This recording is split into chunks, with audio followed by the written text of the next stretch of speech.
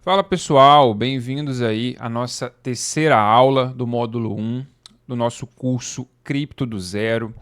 Essa aula é muito importante, pois eu lembro quando eu estava começando em cripto, quase 8 anos atrás, a primeira coisa que me fez despertar o interesse nesse meio, especificamente em Bitcoin, foi entender a tecnologia por trás dele. E aqui a ideia é que no final dessa aula você entenda o que é a blockchain de modo simplificado, trazendo as principais características. Vou trazer também alguns exemplos das principais blockchains da atualidade. Nós vamos também entrar em alguns pontos mais avançados para entender em que altura nós estamos de toda a tecnologia blockchain do ecossistema cripto e o que vem pela frente, quais são os desafios. E vamos passar também por redes centralizadas e descentralizadas. Esse é um conceito muito importante nesse meio. Lembrando que na última aula nós pegamos ali uma introdução sobre o Bitcoin, alguns pontos importantes e também algumas curiosidades. Agora nós vamos entrar na parte técnica da principal tecnologia por trás do Bitcoin. E aí, de começo, vamos entender aí o que é uma blockchain. A principal delas e mais resumida é essa: registro público e auditável, resistente a adulterações, usando criptografia para garantir a segurança. Então, essa definição do que é a blockchain traz aí já as principais características dele. É descentralizado, Bitcoin é o único projeto aí que ele consegue estar distribuído em várias pessoas de forma descentralizada. Imutável quer dizer que ele é resistente à adulteração uma vez algo escrito em sua blockchain, uma vez que algo foi colocado nesse registro público, esse livro público transparente, digital, as informações não podem ser deletadas, não podem ser editadas. Por isso que a gente fala muito em imutável, transparente e facilmente auditável. Qualquer hora que eu quiser procurar alguma transação, procurar algum registro na blockchain do Bitcoin, eu consigo localizar e ver todos os detalhes dessa transação. Então, basicamente é isso. É um registro público auditável que não pode ser adulterado usando criptografia para garantir a segurança. E aí a gente entra num outro ponto muito importante, que é como a blockchain ela garante a segurança ali da rede. Aqui no caso a gente está falando da blockchain do Bitcoin, mas o conceito ele é similar para Ethereum e para outras blockchains também. Então, usando a criptografia, hashing e assinaturas digitais, e claro, o mecanismo de consenso que é o responsável por validar essas transações e a segurança da rede da blockchain, utilizando essas tecnologias, nós conseguimos ter toda a segurança e tudo isso funcionando. A criptografia já é algo antigo, foi adaptada aí para blockchains, utilizando esses mecanismos de hashing, é da onde vem até o poder computacional, o hashing rate do Bitcoin. Então, quanto maior esse hash rate, maior é o poder computacional dessa rede, mais difícil é hackear, destruir essa rede, né? E o Bitcoin nós estamos sempre batendo o topo histórico do hash rate. E assinaturas digitais é o formato aí de como une a criptografia com hashing para estar fazendo essas transações. Nós vamos entrar em detalhes na questão do mecanismo de consenso do Bitcoin, do Ethereum também. Nós vamos ter aula própria de Bitcoin, onde eu vou trazer mais conceitos importantes e detalhes importantes sobre a maior criptomoeda de todas, né? Então nós vamos ter uma aula aí específica sobre o Bitcoin. A ideia aqui é entender mesmo como que tudo funciona de forma mais resumida e direta. E aí, como exemplos, tanto principais blockchains como o seu mecanismo de consenso, nós podemos citar aqui a Proof of Work do Bitcoin e a Proof of Stake, que foi atualizado, né, para Proof of Stake do Ethereum. Nós vamos ver essas duas redes, esses dois projetos em específicos em aulas próprias e em cada uma com as suas características. Mas já dizendo ali, vamos falar sobre o mecanismo de consenso Proof of Work e o Proof of Stake do Ethereum. Bom, agora nós vamos entrar num ponto também importante de se entender, que é a questão de como funcionam as redes centralizadas e as redes descentralizadas. Podemos dar aí como exemplo redes centralizadas, redes que têm autoridade central que controla tudo por trás ali. E se essa autoridade central, se essa rede centralizada ela enfrenta algum problema, esse problema afeta toda a rede. Então é mais ou menos essa imagenzinha aqui da esquerda, uma rede centralizada no meio, ligada com vários protocolos, com várias ferramentas. E aí, caso algo aconteça com o core, né, com o principal, toda a rede ela é comprometida. E possui menor transparência, já que esses dados, toda essa parte auditável, ela fica detida ali com o controle. De modo geral, praticamente os maiores serviços oferecidos hoje em dia são centralizados. E a gente pode citar todas as redes sociais, as principais redes sociais, YouTube, Netflix, Spotify, Amazon, dentre outras. Então, todos esses projetos, eles são centralizados. E tem acontecido algo muito interessante alinhado a cripto. A gente vai ver isso em detalhes em outras aulas também, que é uma migração desses dados e interesses centralizados pelo lado descentralizado. E aí a gente entra redes descentralizadas, especificamente blockchains, né? Elas funcionam mais ou menos como essa imagem aqui da esquerda, não exatamente assim, mas não são ligados direto a um nó, a um core. São vários nós intercalados funcionando na rede. Se um dá problema, ela conecta com o outro. Se uma dezena dá problema, isso não afeta. Falando aqui do slide anterior, ainda sobre o mecanismo de consenso, o mecanismo de consenso do Bitcoin, o Proof of Work, ele funciona através de nós. Você pode instalar a blockchain do Bitcoin no seu computador e rodar o sistema dentro do seu computador e se tornar um nó da rede, fazendo com que você ganhe alguma recompensa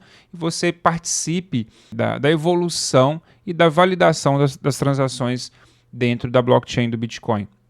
E caso você faça isso, seu computador estrague, você desconecte da internet por algum motivo, não tem problema, isso não afeta a rede, já que tem vários outros milhares de nodes rodando em diversas partes do mundo. Então, essa questão de entender que não está ligado a um lado central vem, de forma resumida, desse ponto aí, do mecanismo de consenso. Como que essa rede descentralizada, essa blockchain, ela trabalha com os dados, né? Ela não depende unicamente de um único servidor. E aí, nas redes descentralizadas, blockchains, não existe uma autoridade central para controlar tudo, o contrário da centralizada. Em vez disso, o controle ele é distribuído em milhares de computadores ao redor do mundo, que eu acabei de dizer aqui agora há pouco. E ao contrário das redes centralizadas, as redes descentralizadas, blockchains, elas têm uma característica que para você participar de transações, participar da rede, você não precisa de uma permissão de alguma entidade central para estar utilizando. Então podemos dizer que a blockchain ela é permissionless, ela não depende que alguém libere ali para você estar usando o sistema. Coloquei aqui como principal exemplo o Bitcoin e a Ethereum, duas das principais blockchains aí que funcionam nesse formato, introduzindo um pouco do conceito de permissionless e permissionless. Permissionless, ela é redes que elas são blockchains centralizadas que precisam de alguma aprovação. Acho que, se eu não me engano, a JP Morgan, nós temos algumas entidades aí centralizadas que possuem blockchains privadas permissioned. E agora nós vamos entrar aqui uns pontos mais avançados relacionado a como nós estamos agora e quais as próximas evoluções que nós vamos ver pela frente referente às blockchains. Então nós temos aí as blockchains monolíticas e as blockchains modulares. Nós temos os conceitos de interoperabilidade, redes cross-chain e multi-chain. Vamos entender melhor o que é isso. E tecnologias que ajudam na escalabilidade da rede, para essa rede atingir mais pessoas com um fluxo de informação maior. Como escalar essas redes, né? Primeiramente, entendendo a questão das blockchains, hoje nós temos blockchains novas. Entendendo melhor o funcionamento delas, nós temos as monolíticas, que todas as funções dessa blockchain ela funciona no mesmo lugar, ela é executada no mesmo lugar. Tanto consenso, execução e armazenamento de dados. Nós vamos ver em detalhe o mecanismo de consenso do Ethereum e do Bitcoin nas aulas do Ethereum e do Bitcoin. Um exemplo aí de principal blockchain monolítica, que todas as funções elas acontecem no mesmo lugar, de forma geral, é o próprio Bitcoin, né?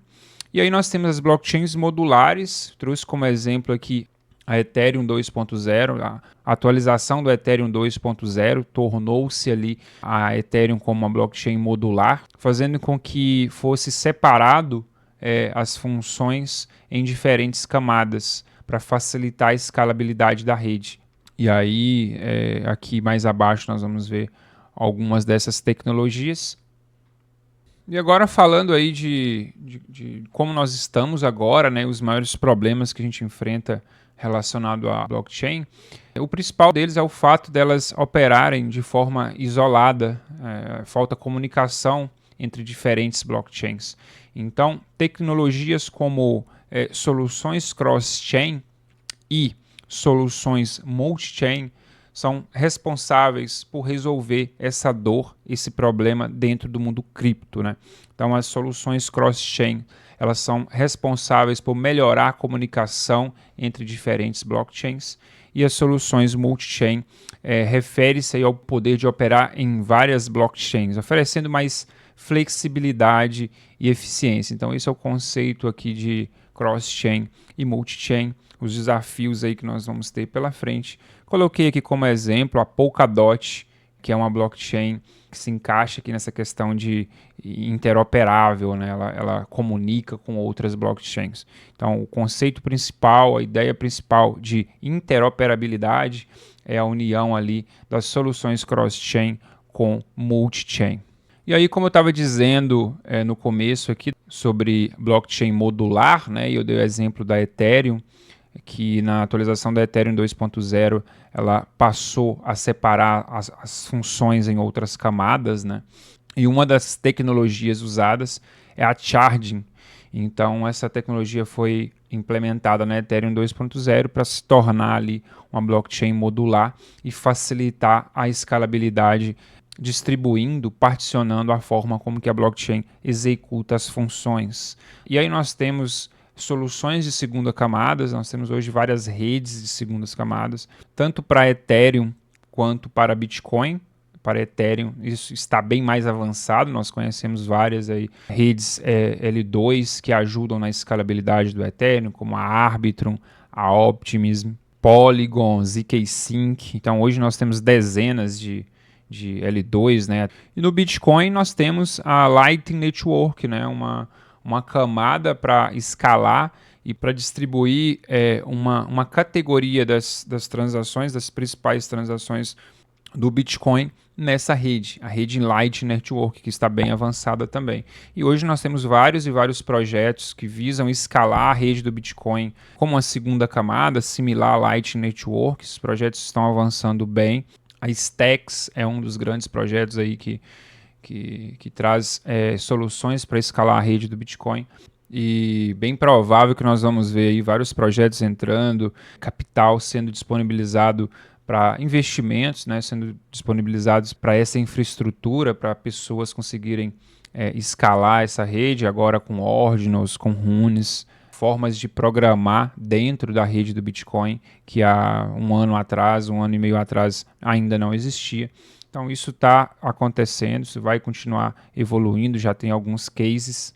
Então esses foram aqui os principais pontos, blockchains monolíticas e modulares. Trouxe como exemplo o Bitcoin como uma blockchain monolítica, mais centralizada ali na execução, e as características das blockchains modulares. Então quando vocês ouvirem falar sobre esse tipo de blockchain, vocês já entendem ali que a modular ela visa distribuir a execução em outras camadas, para isso se tornar fácil a escalabilidade da rede.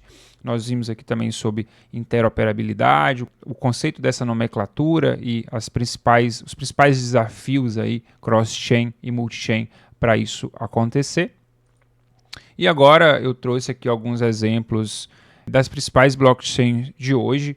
Existem várias dezenas. A gente pode falar que a blockchain é uma layer 1, é uma camada 1, é onde tudo acontece.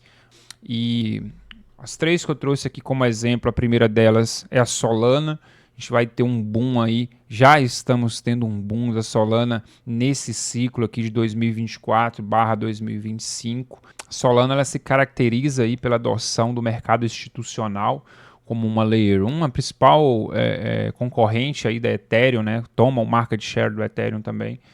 As principais características, ela possui alta velocidade, baixa taxa das transações, escalabilidades e fortes parcerias institucionais.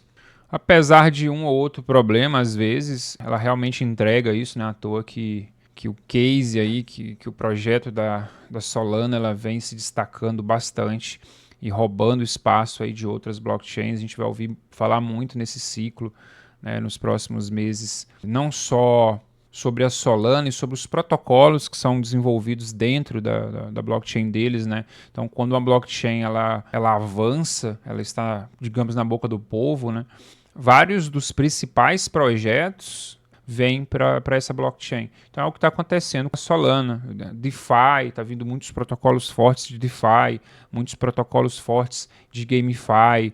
E isso, né, porque ela possui uma blockchain com características em funcionamento, alta velocidade, as taxas das transações são realmente baixas mesmo.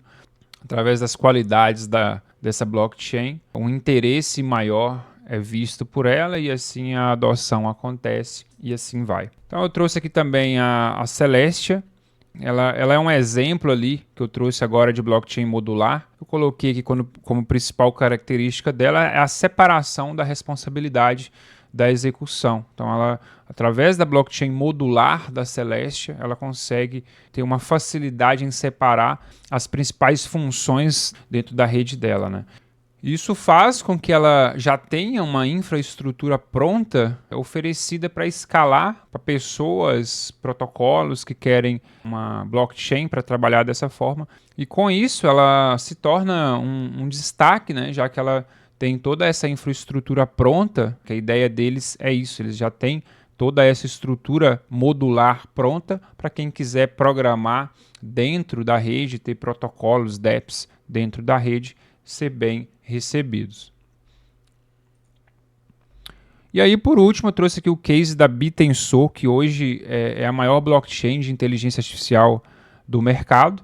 Ela oferece escalabilidade e segurança para a inteligência artificial, rede neural distribuída, possibilitando que participantes contribuam com poder computacional em troca de tokens TAO, tokens da Bitensor.